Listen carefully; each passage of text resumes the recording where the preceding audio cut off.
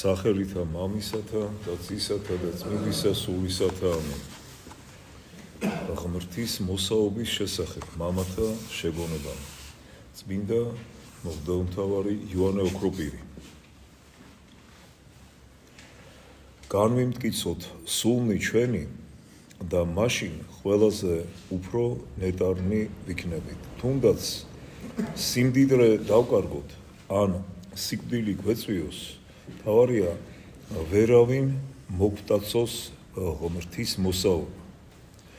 ხეებს როგორც სჩვევიათ, თუნდაც ვინმე ნაყოფი ფოთლებთან ერთად ჩამოკრიფოს, თუნდაც ყველა ტოტი მოაჭრან, ოღონდ ხემ ფესვი შეინარჩუნოს, იგი კვლავ უწინდელ სახეს დაიბრუნებს და უფრო შვენიერიც კი გახდება.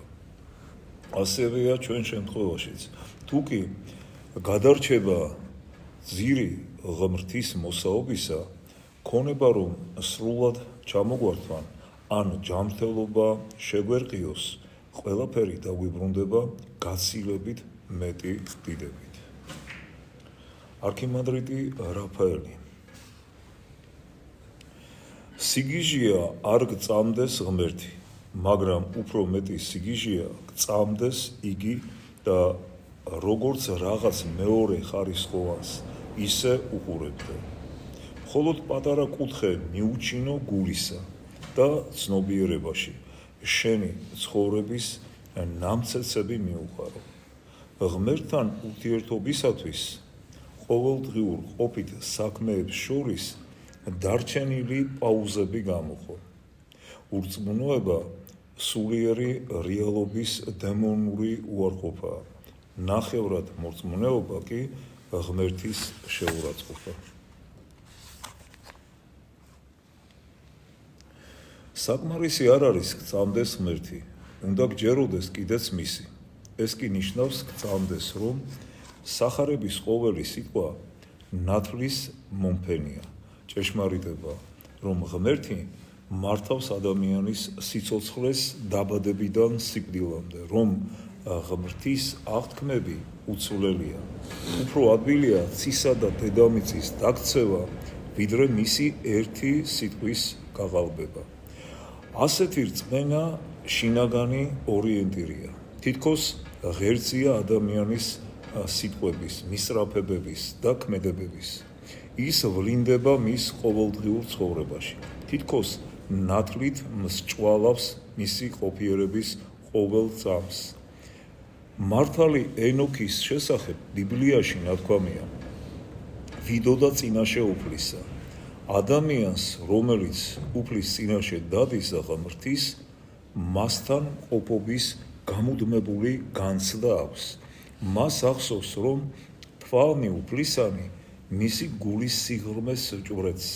როდესაც იგი ღვთის ნებას აღასრულებს, გულში სიხარულს განიცდის, როგორც ზეციური სიხარულის მაუწყებელს და ცოდვას განიცდის, როგორც მადლის დაკარგვას, როგორც სიკვდილის მსგავს მდგომარეობას. რა ვთქვათ მათ შესახებ, ვისაც ეს სოფელი წესიერ ადამიანებს უწოდებს? შინაარსობრივად სიტყვა წესიერი ნიშნავს გარკვეული კანონების წესების დამცველს.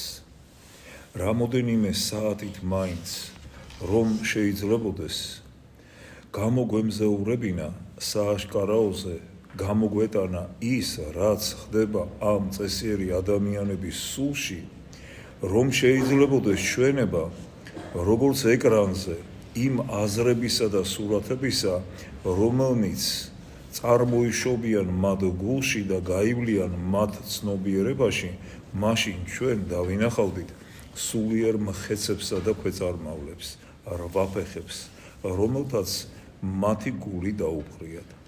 ღმრთის რწმენის გარეშე ადამიანის წესიერება იგივეა, რაც გვამი, ოღონდ ძირიფასი სამოსით შემოსილი. თუ კი მის გულში არ არის რწმენა და სიყვარული, მაშინ იქაც ცხოვრება ახსავსია სიცრუით, ცოდვითა და შინაგანი იმედგასროებით. წმინდა მღვდელმთავარი ტიხონ ზადონელი. თუ ვინმე იტყოდა, რომ ჭეშმარიტი რწმენა სწორი დოგმატების სწორად დაცვა და აღიარება მართალს იტყოდა, რადგანაც მორწმუნეს უცილობლად სჭირდება მართლმადიდებლური დოგმატების დაცვა აღიარება, მაგრამ თავისთავად ეს ცოდნა და აღიარება ადამიანს ერთგულ ჭეშმარიტ ქრისტიანად ვერ აქცევს. ქრისტეს ჭეშმარიტი რწმენა გულში იშვება და ასეთი რწმენა ნაყოფიერი, მორჩილი, მომთმენი, მოსიყვარულე, მოწყალე, თანამგრძნობი, სიწმინდეს მოშიებული და მოწყურებულია. იგი მიწიერ სურვილებს მოიკვეთს და მარტოოდენ ღმერთს არის ჩაჭიდებული. ნიადაგ იმისათვის იბრძვის და იმას ეძებს, რაც ზეციურია და მარადიული. ყველანაირ ცოდვას ებრძვის და უცხრომელად ეძიებს და დახმარებას ითხოვს ღმერთისაგან.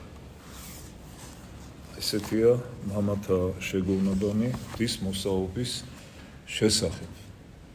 ახლა ჩვენს გულში ჩავიხედოთ, რამდენად ჩვენ მართლაც ვეძებთ ღმერთთან ერთობას და შევეცადოთ, რომ თუ ეს ასე არ არის, დღეიდან მაინც გადავდგეთ მისკენ ის ნაბიჯები, რომელიც უფრო დაგვაახლოვებს ღმერთთან და მარადიული სასუფეველის დამკვიდრებასთან.